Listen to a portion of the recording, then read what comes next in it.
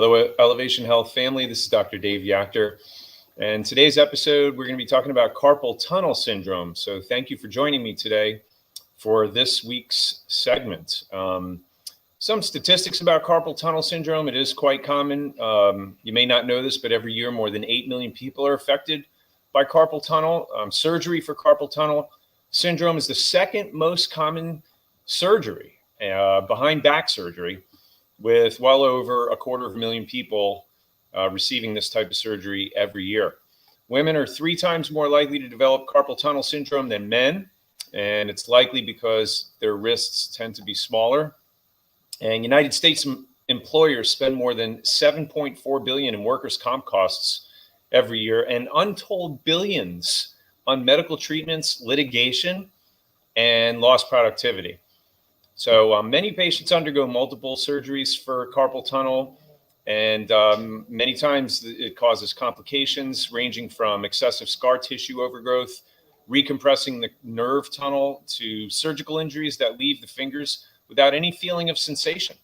And I've personally seen many of these cases present to my office with this type of life-altering permanent damage, and it is not nice. Causes. Let's talk about causes of carpal tunnel syndrome. It generally occurs when the median nerve, which brings the feeling to the hand and the function to the hand, one of the major nerves in the hand, is compressed. The median nerve travels from the neck down the arm into the fingers, and the carpal tunnel is a passageway that protects the median nerve and the flexor tendons. And when pressure is put on the carpal tunnel, the median nerve becomes overcrowded and can cause pain, numbness, weakness, and a tingling sensation throughout the hand. Even though carpal tunnel is the most commonly caused repetitive issue by hand use, other cases result from heredity, pregnancy, and other health conditions like diabetes or rheumatoid arthritis. So when it comes to managing this type of pain, it's especially if you're at a desk all day long, it's good to take frequent breaks. It's not just good for your wrists. Of course, it's good for your back, as I've mentioned to many of you, to get up every 30 to 40 minutes.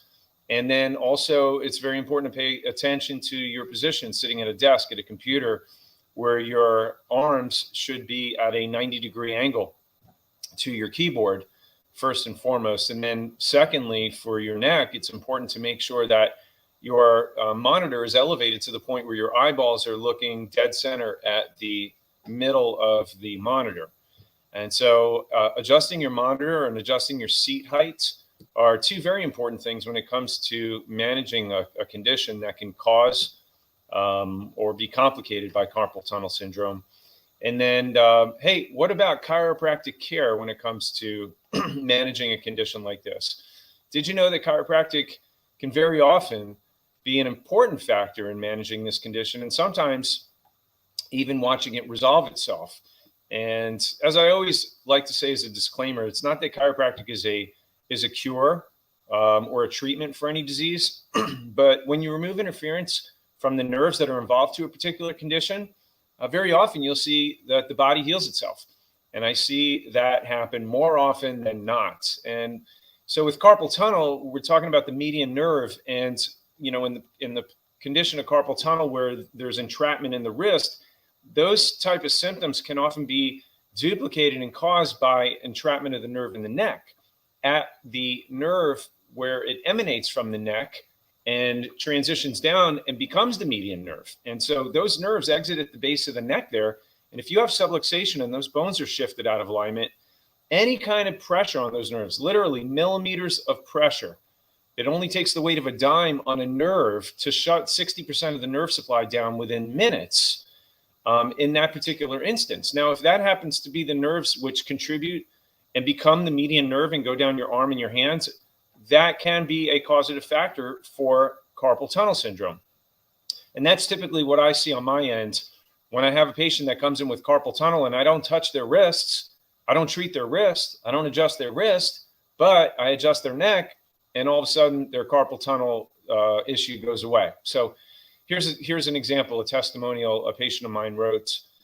She said, before receiving chiropractic care, I was diagnosed with a form of carpal tunnel syndrome, which progressed to both of my hands being numb when I woke up in the morning. I could not even pick up my phone. She said I had to scoop it up. I also had high blood pressure, and high cholesterol. She said, before coming to Dr. Yacker's office, I always believed in chiropractic care, but only using it when I had neck or back pain as a temporary fix. But after coming to the orientation, I learned that a healthy spine blossoms into a healthier body. She says, since beginning chiropractic care, I've not had tingling or numbness in either hand for several months now. I'm off my blood pressure medication, and I'm still working on my cholesterol with diet, exercise, and supplements. I would tell all my family and friends that chiropractic care really works. So this was just one of many testimonials that I have and see after many years in practice. This is not uncommon. As always, when you find the cause, the source, and the root to a condition or disease, the power that made the body heals the body.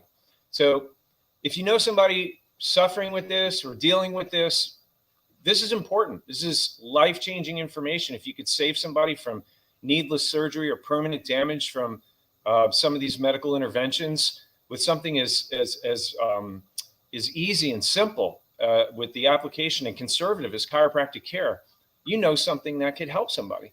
So if you know something, I always ask, say something. You can make a difference. Thanks for joining me today. Love and appreciate you. God bless.